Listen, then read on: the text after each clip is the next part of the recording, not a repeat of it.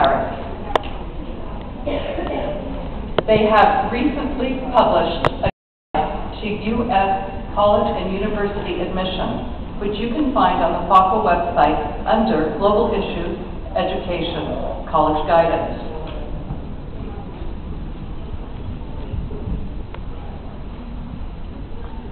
Susan Van Elsenoy will be sharing her years of research on learning differently overseas on Friday's workshop. Third culture kids is a person who has spent a significant part of their developmental years outside their parents' culture. They often build relationships to all of the cultures while not having full ownership in any. Where are you from? Third culture kids usually find it difficult to answer the question. They usually have a globalized culture. Single culture people can find it hard to relate to third culture kids who know bits and pieces of at least two cultures, yet have not fully experienced any one culture, making them feel incomplete or left out. Many third culture kids face an identity crisis. They don't know where they come from, where do they truly belong. Citizen of the world? It would be typical for a third culture kid to say that she is a citizen of a country that has nothing beyond her passport to define that identification. Parents need to prepare themselves for the challenge of raising third culture kids. Understand and accept that your child is not one of your own cultural background in the same way you are and never will be. Create family traditions to help manage the highs and lows of the global experience. Provide your children with one place to which they regularly return. Find a few people outside the immediate family who are the constants in your child's life. Your passport tells everyone what country you are allowed to reside in, but your heart tells you what is home. And now if Ellie, Sally, and Susan, and Clarice will please come up. They are here and are ready for your questions. Limited to 1 or 2 minutes, please. One important question. And then we can continue discussing at the table in the fair afterwards.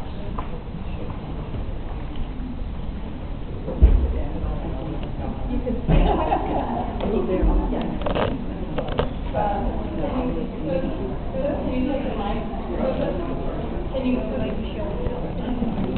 So does anybody have anything?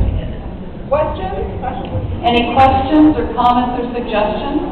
And that'll just get the conversation started, and then we can continue on afterwards when walking around with a cool wine and everything. If I don't hear a question, can I just say something? Yes, please. That something like Third Culture Kids Americana, which actually can go together, will actually help your club draw in new members, especially young members with young kids, or high school age kids even.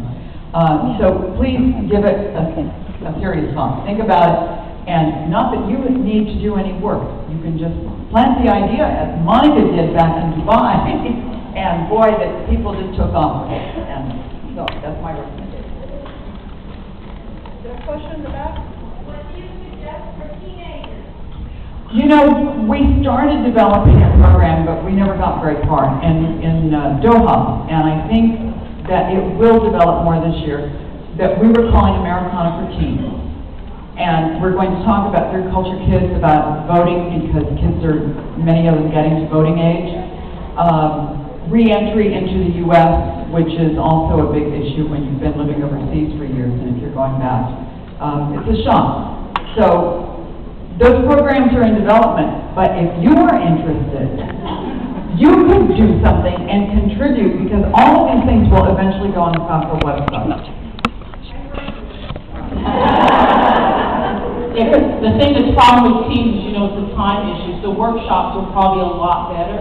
The other thing to consider is SAT tests. If you look at that, there's a lot more emphasis on writing. And if you actually look at the questions, there's a lot more emphasis on knowing American culture and history.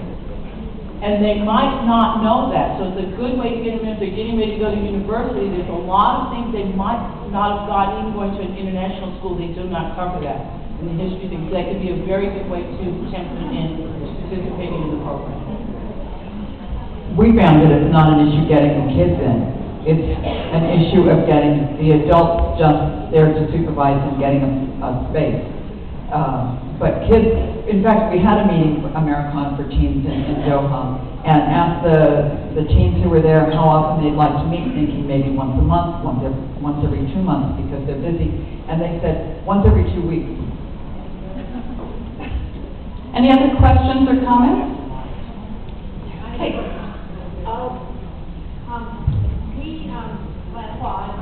Beth Sanders from Hayward, Rome, and we had considered having a teenage membership in our club, and some of our members were concerned about liability when the teenagers would meet. And I think that's part of what we have trouble finding chaperones.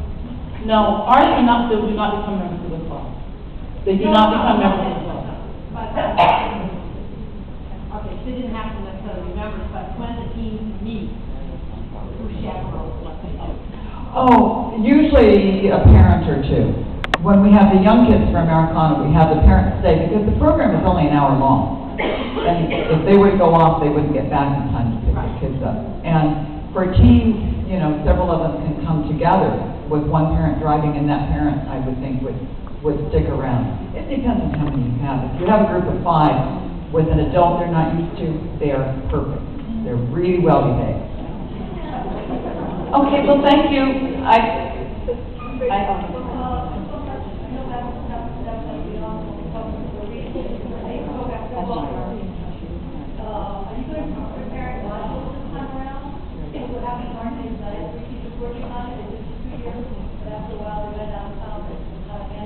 Sorry, what is that for? They call it the AID program, formerly AID. Oh, okay, Americana, yes, we have 3 years worth of programs from Doha. Dubai is developing its own programs, and we'll have them all posted, and you can take those, do them as they are, or you can change them depending on your resources, too. Okay, good. Thank you very much. Thank you, Mom.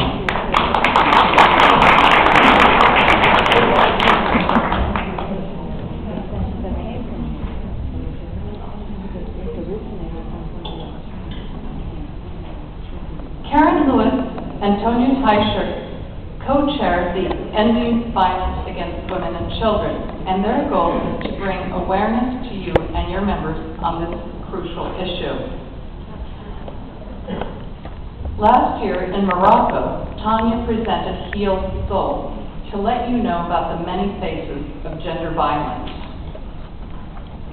Karen works with FACO member and founder of the American Overseas Domestic Violence Crisis Center, Paula Lucas, to train AODVC ambassadors in FACO cities. You too can get involved by signing up for the Ending Violence Against Women and Children Bulletin, volunteering locally, using your voice to support women and children in need, and sharing your efforts with us. Mylene will represent Ending Violence Against Women and Children and is happy to answer your questions. Mylene? I'm here. Okay, come on up. Anybody have any questions? No? No, seriously, yeah, do we want to say anything? And we need.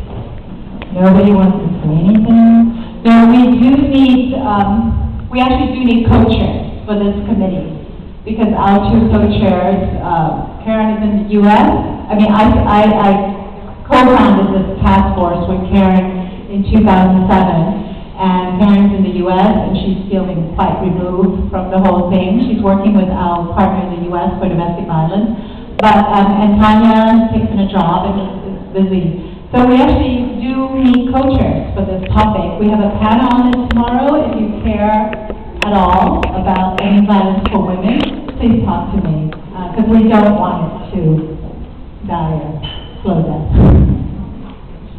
Okay. Thank you, Mylene.